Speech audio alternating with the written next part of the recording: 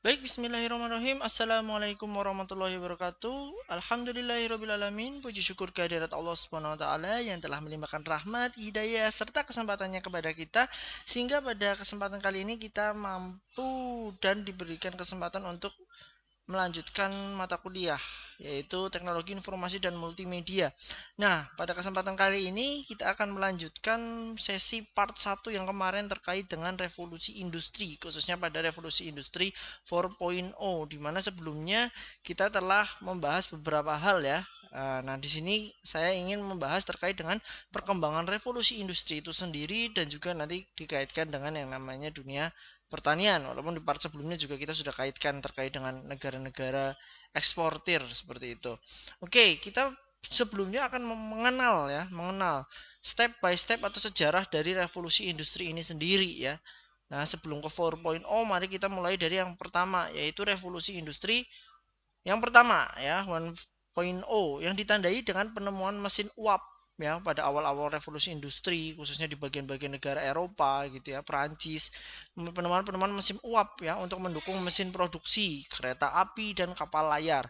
Maka dari itu itulah kalau kita melihat zaman-zaman dulu ya mesinnya pakai uap, kereta api pakai uap, kapal pakai uap, itulah yang pertama kali gitu ya, fase-fase revolusi industri yang fase pertama seperti itu. Kalau kita sering nonton film gitu ya, kalau latar-latar belakangnya adalah latar belakang era-era tahun berapalah 70-an dan sebagainya atau tahun-tahun dulu ya zaman Titanic juga ya 19-an, 19.900-an juga kapal layar menggunakan uap. Dan Hogwarts itu ya, Harry Potter itu juga keretanya menggunakan uap dan sebagainya. Dan pabrik-pabrikasi juga masih menggunakan mesin uap.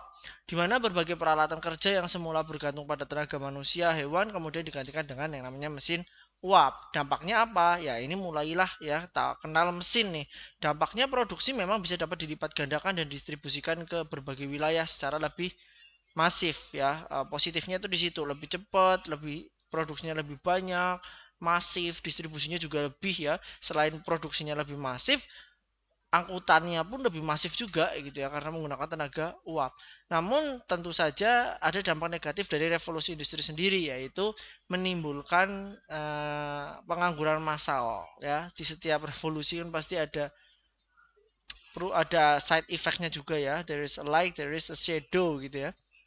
Jadi setiap ada cahaya pasti ada bayang-bayangnya. Nah, bayang-bayangnya itu negatifnya adalah pengangguran massal. Karena apa yang biasanya tadi pekerjaannya pakai manusia tapi sudah digantikan dengan yang namanya mesin uap. Itu saja baru mesin uap ya pada zaman era itu gitu ya.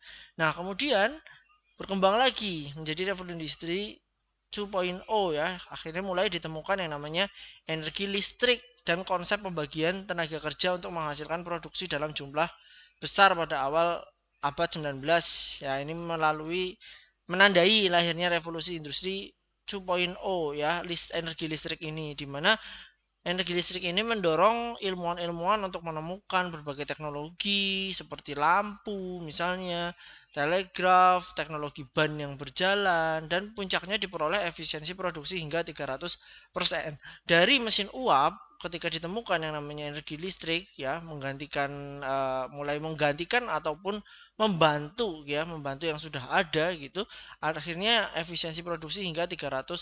300% itu maksudnya apa? Misalnya untuk memproduksi, anggap saja ini kira-kira saja ya. Untuk memproduksi satu mobil gitu ya, satu mobil gitu, itu memerlukan tenaga kerja 300 orang dengan mesin uap gitu. Masih banyak nih walaupun dibantu mesin uap. Tapi efisiensi produksi hingga 300% berarti itu membutuhkan tidak sampai 300 gitu ya. Bahkan dengan satu orang saja bisa bisa atau dengan 300 orang, tetap 300 orang itu bisa memproduksi 3 sampai 4 mobil gitu yang tadinya cuma memproduksi satu gitu. Oleh karenanya ini disebut sebagai revolusi industri yang tingkat lanjutnya ketika ditemukan yang namanya energi listrik seperti itu. Oke, kita lanjut yang ketiga ya, revolusi industri 3.0 di mana perkembangan ilmu pengetahuan dan teknologi ini masuk ke abad-abad kita gitu ya, yang semakin pesat pada awal abad 20-an yang melahirkan teknologi informasi. Ingat ya, teknologi informasi itu ada di abad ke-20 dan proses produksi dikendalikan secara otomatis di mana mesin industri tidak lagi dikendalikan oleh tenaga manusia. Sebelumnya masih ada mesin uap listrik, tapi tenaga manusia masih banyak bermain di situ. Tetapi di sini menggunakan programmable logic controller atau PLC atau sistem otomasi berbasis komputer. Dampaknya biaya produksi semakin murah. Ya, karena apa? Karena tenaga kerja yang dibutuhkan satu saja sudah bisa menggerakkan banyak hal gitu ya. Satu saja bisa menggerakkan banyak hal. Di program sudah mesin sudah jalan seperti itu. Dimana teknologi informasi yang semakin maju diantaranya misalnya ada kamera gitu ya, terintegrasi dengan mobile phone. Kamera-kamera digital sekarang, mirrorless sekarang kan sudah terintegrasi dengan mobile phone juga. Dan semakin banyaknya industri kreatif di dunia musik dengan ditemukannya misalnya musik digital. Kita bisa nonton video di HP, device dan sebagainya. Mulailah kenal ada internet, informasi lebih gampang diakses melalui satu device tapi bisa mengakses segala macam informasi. Muncullah produk-produk digital di berbagai bidang. Tadi ada musik, mungkin nanti di bidang lain juga di pertanian juga ada dan sebagainya. Udah mulai muncul nih. Nah, nggak lama setelah itu ya, revolusi industri 3.0 ini ternyata langsung lahir revolusi industri 4.0 gitu ya. Jadi jaraknya itu semakin cepat dan jangan-jangan nanti revolusi industri 5.0 juga sangat-sangat cepat. Ke 5, ke 6, ke 7 itu semakin singkat waktunya. Di mana revolusi industri mengalami puncaknya saat ini dengan lahirnya teknologi digital yang berdampak masif terhadap hidup manusia di seluruh dunia. Di mana revolusi industri 4.0 mendorong sistem otomasi di dalam sebuah proses aktivitas. Teknologi internet yang semakin masif tidak hanya menghubungkan jutaan manusia saja, tapi juga menjadi basis bagi transaksi perdagangan. Yang namanya informasi itu nggak hanya cuma bisa saling berhubungan saja, mengintegrasikan teknologi kamera dengan mobile phone saja, saling itu, tapi justru malah banyak bisnis-bisnis yang lahir dari sini gitu ya, dari perdagangan e-commerce-nya terutama banyak industri-industri baru muncul, bahkan mereka yang dulunya dianggap tidak mungkin ada tapi sekarang ada, yang mungkin mereka awalnya tidak tanpa modal sekarang justru mereka menjadi raksasa seperti itu. Contohnya kayak munculnya bisnis transportasi online kayak Gojek, Uber, Grab yang menunjukkan integrasi aktivitas manusia dengan teknologi informasi dan ekonomi yang semakin meningkat. Ada juga berkembangnya teknologi autonomous vehicle ya atau kendaraan tanpa supir, drone juga, aplikasi media sosial, biotech, nanotech semakin menegaskan bahwa dunia dan kehidupan manusia telah berubah secara fundamental. Oke, mungkin kita jangan menggunakan kacamata Indonesia saja ya sebagai uh, refleksi dari revolusi industri 4.0. Sekali-kali kita coba main ke negara-negara lain yang notabene merupakan negara maju.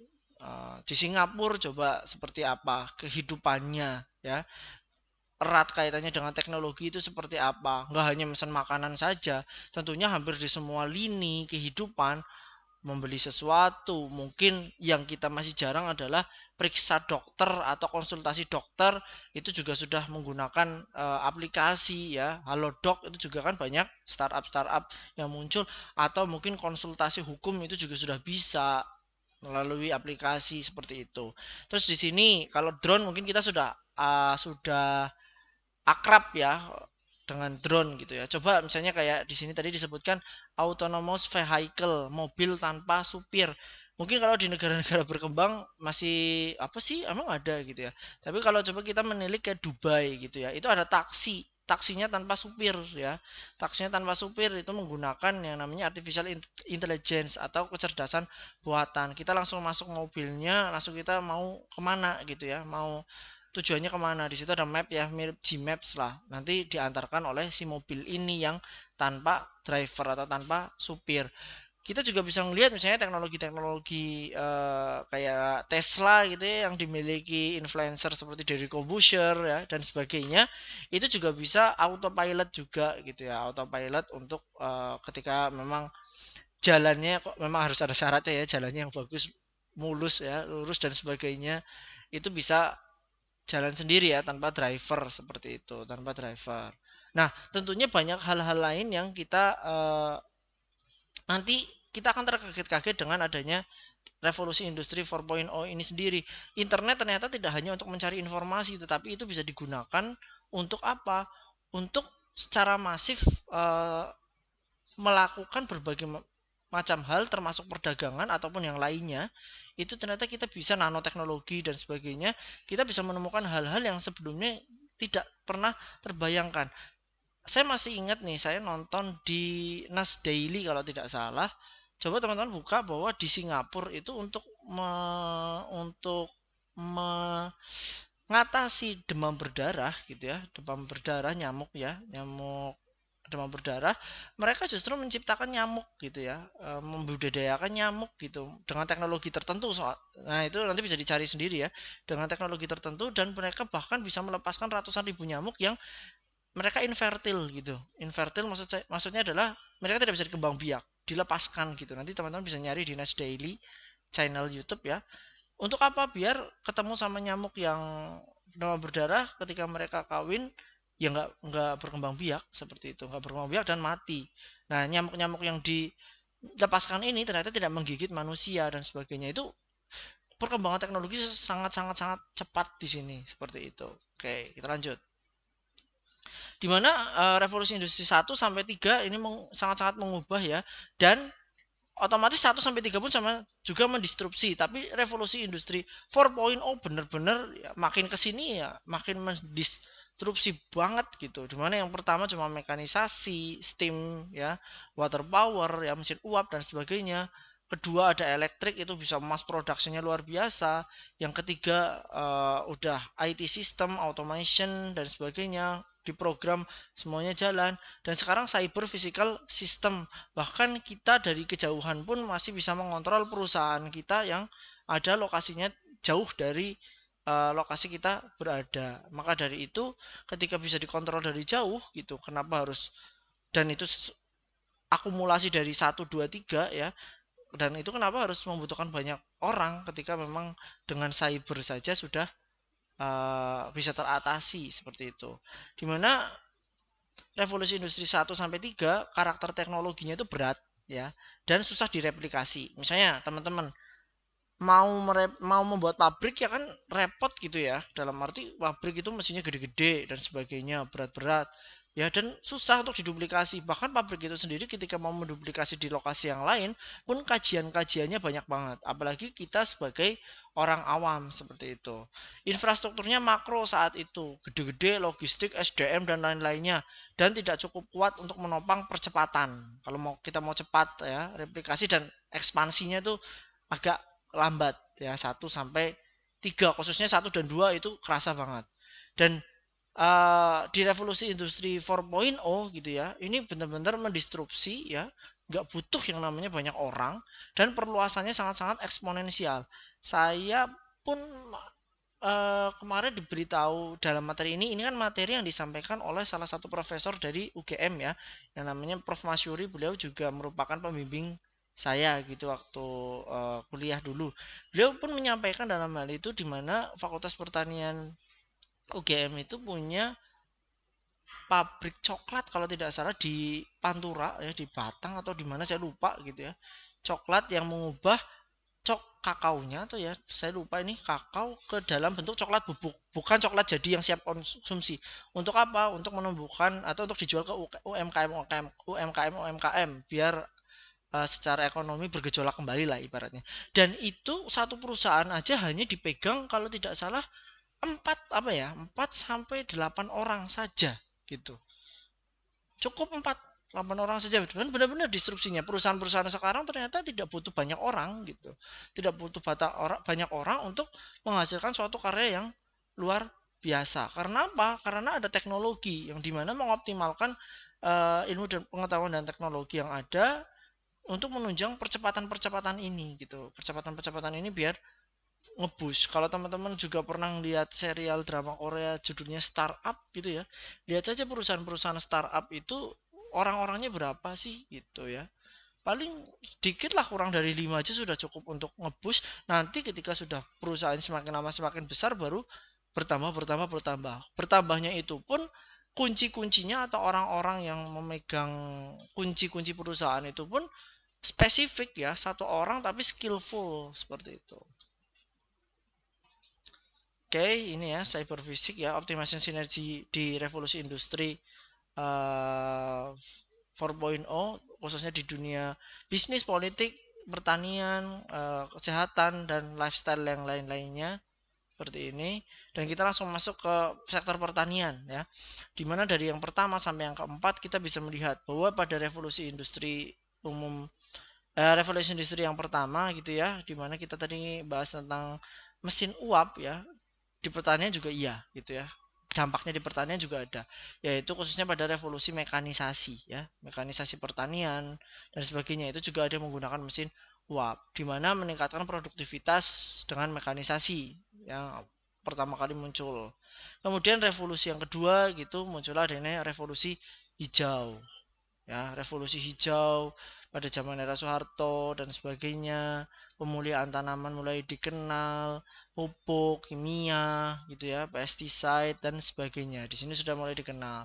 Kemudian masuk yang ketiga, pertanian presisi, yang udah presisi karena kita sudah mengenal teknologi informasi, telemetrik dan GPS gitu ya, ketika kita mau pakai drone atau pakai penginderaan gitu ya, pemetaan dan sebagainya pada lahan pertanian, kita tahu mana yang perlu disiram, yang belum disiram, yang perlu diberi pupuk dan yang sudah diberi pupuk kita bisa mengetahuinya. Kemudian masuk ke 4.0, transformasi bisnis ekosistem dan ruang baru yang lebih luas, value chain dan model revenue yang baru. Ini sudah cyber, kita bisa mengendalikan produksi pertanian dari jarak yang jauh. Nanti kita coba lihat contoh-contohnya. Di mana kita sekarang tinggal memasukkan basis data, masukkan ke cyber, langsung praktek budidaya tanaman, optimasi dan sebagainya. Kemudian mesin itu sudah jalan sendiri, bahkan kita dari luar kota sekalipun sudah ada gitu.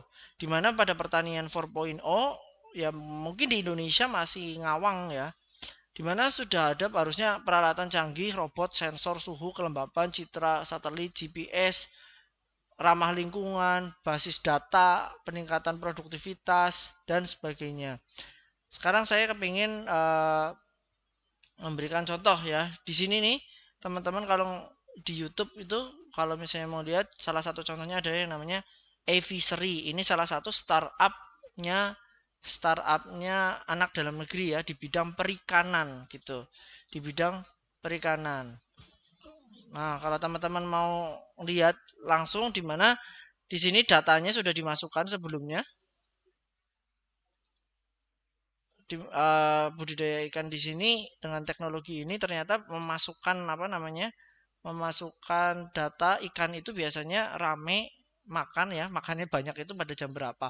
Tinggal nanti diatur.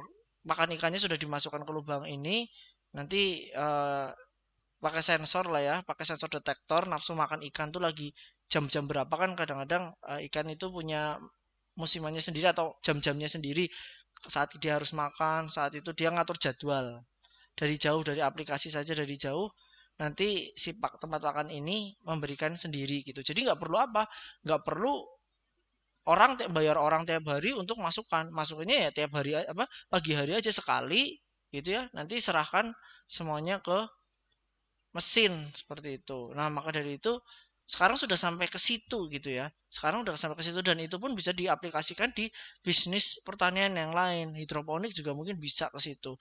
Cuma memang di Indonesia masih dalam arti peluangnya sebenarnya banyak gitu. Apalagi kita negara berkembang ya.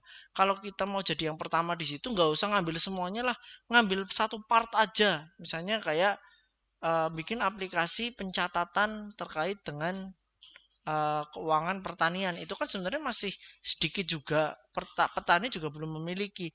Nah, kenapa orang pertanian nggak kerjasama akan hal itu untuk menciptakan aplikasi itu satu aja partnya, misalnya kalau seluruh bisnis itu ada 10 ya kita ambil satu bagian aja, itu sudah sangat-sangat membantu dibandingkan kita memang di negara-negara maju yang persaingannya sudah ketat gitu. Dan kita juga saat ini 4.0 kita kenal banget yang namanya Internet of Things, di mana kata apa kuncinya ya, kuncinya dalam Internet of Things adalah koneksitas dan kompatibilitas, di mana yang namanya koneksi itu benar-benar sangat-sangat dibutuhkan. Wah, ini tantangan tersendiri untuk negara berkembang yang koneksi internet mungkin belum rata di setiap daerah. Dan juga kompatibilitas, misalnya alat yang kita gunakan itu benar-benar kompatibel. Kompatibel ya bisa mendukung semuanya gitu ya. Bisa mendukung untuk aplikasi tertentu, kuat dan sebagainya, RAM, hard disk berapa giga dan macam-macam ya. Dimana ciri-cirinya transformasi pertanian 4.0 ini sendiri, alat-alat pertaniannya memang harus terkoneksi, otomisasi, peralatan pengukuran waktu, operasionalnya harus sangat produktif dan efisien. Kemarin Fakultas Pertanian UMP sempat di Lahan juga mempraktekkan hal tersebut gitu, kerjasama dengan, saya lupa nama badannya apa gitu ya. Beliau membawa drone gitu ya, drone drone otomasi gitu untuk melihat apa, untuk memberikan pupuk gitu ya di lahan pertanian itu, pohon pepaya gitu. Pertama yang dilakukan adalah penginderaan dulu gitu. Oh, nanti ternyata drone itu terbang dari area ke area itu mengindrakan gitu. Jadi nanti yang akan disiram oleh pupuk itu ya di area itu saja gitu. Jadi presisinya juga benar. Nggak keluar dari area tersebut ya kan, takutnya itu area lahan orang lain ternyata kesemprot gitu juga bisa ya. Dimana pada tumbuhnya Internet of Things ini ya tadi konektivitas juga perlu, kekokohan dan teknologi unggulan perlu. Ini yang menjadi PR bagi bangsa kita sebenarnya. Ah, karena mungkin kita sudah banyak di berbagai macam industri atau bidang atau sektor lain yang menggunakan Internet of Things ini, aplikasi atau apapun yang berbasis internet. Seperti di perdagangan kita sudah nggak asing lagi ya, jual beli di Shopee, Tokopedia dan sebagainya. Tapi kalau di pertanian, khususnya yang di on farmnya itu kita masih sangat-sangat minim atau masih masih sangat belia lah. Jadi kalau mau terjun di situ sebenarnya kesempatan masih terbuka lebar beserta tantangan-tantangan yang ada seperti itu. Oke, ini saya next aja. Nanti bisa dibaca di PowerPoint-nya ya. Langsung ke tantangannya di mana ini perkembangannya ya. Kalau kita ngomong lihat perkembangan teknologi di bidang pertanian atau pertanian agriculture smart ya, pertanian pintar dan precision farming, kita kemungkinan harus belajar, benar-benar banyak belajar dengan negara-negara maju yang sudah memetakan apa namanya penggarapan di dunia pertaniannya seperti itu. Ada sensornya, ada geomappingnya. Ini kemarin sempat dipraktekkan juga di lahan pertanian, fakultas pertanian. Itu seperti ini ya, memetakan dulu sebelumnya drone-nya, kemudian turun lagi diisi bahan bakar atau diisi pupuk dan pestisidanya, kemudian diterbangkan lagi dan secara otomatis hasil pemetaan yang tadi sudah direkam dia memberikan pupuk di situ gitu.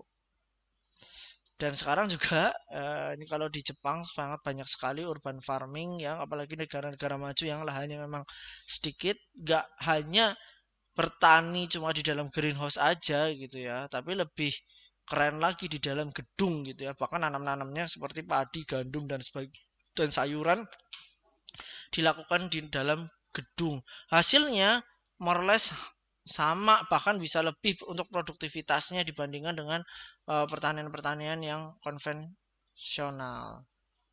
Vertical farming juga ya muncul sekarang banyak, robotik dan drone farming ini untuk bedah bedah buah gitu ya, untuk penelitian gitu, ternyata ada robotnya sendiri untuk operasi buah.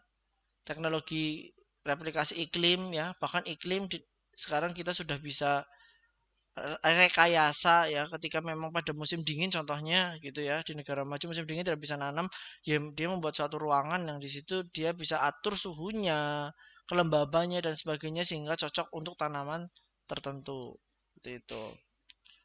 Oke, ikan laut di daratan. Oke, sekarang kalau membudidaya ikan laut bisa dilakukan di daratan.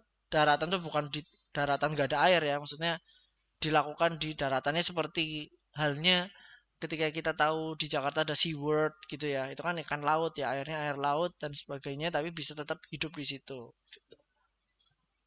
Dan masih banyak lagi sebenarnya. Kalau kita mau update